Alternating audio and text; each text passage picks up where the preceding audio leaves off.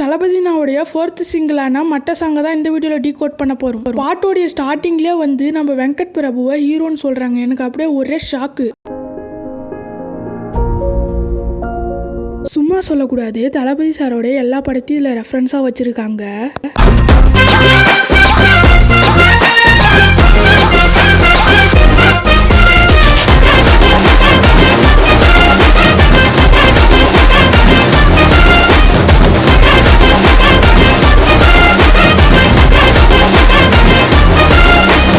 Okay, come back to the video. இந்த ஒரு content கிடைச்சதுக்கான காரணமே JR23 அப்படிங்கிறவங்க தான். இந்த மட்ட பாட்டோடைய கமெண்ட் செக்ஷனில் அந்த ஒரு கமெண்ட்டை நான் பார்த்தேன். நீங்களும் பார்க்கணுன்னு ஆசைப்பட்டீங்கன்னா பாட்டு கீழே இருக்கும், போய் பாருங்கள்.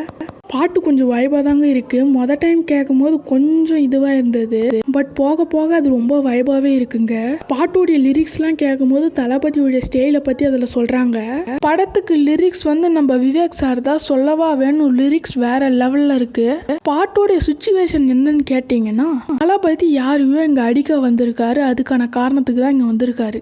ஏன்னா பாட்டை கேட்கும் போதே தெரியுது அங்கே ஏதோ ஒரு சம்பவம் நடக்க போகுதுன்னு. அது மட்டும் இல்லை, இதில் 3 பேர் டான்ஸ் ஆடுற மாதிரியான ஒரு காட்சி கூட வந்திருக்கும். அந்த 3 பேரில் ஒருத்தர் பிரபுதேவோடைய பையனாக இருக்கலாம், இன்னொருத்தர் வந்து நம்மளுடைய பிரசாந்தோடைய பையனாக இருக்கலாம், இன்னொருத்தர் தான் நம்ம தளபதியோட பையன்.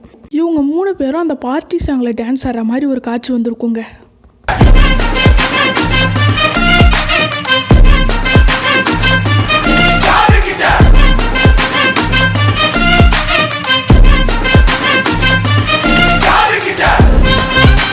ஆக்சுவலாக இந்த 4th சிங்கிளையே 1st சிங்கிளாக விட்டுட்டு அந்த பார்ட்டி சாங்கை 4th சிங்கிளாக விட்டுருந்தா நல்லா இருக்கும்.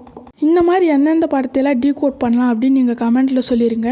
இப்போ நம்ம விடுகதை தான் பார்க்க போகிறோம். விடுகதை என்னன்னு பார்த்தீங்கன்னா, இவன் நம்ம கூடயே தான் இருப்பான். இவன் எப்போவுமேலாம் தெரிய மாட்டான்.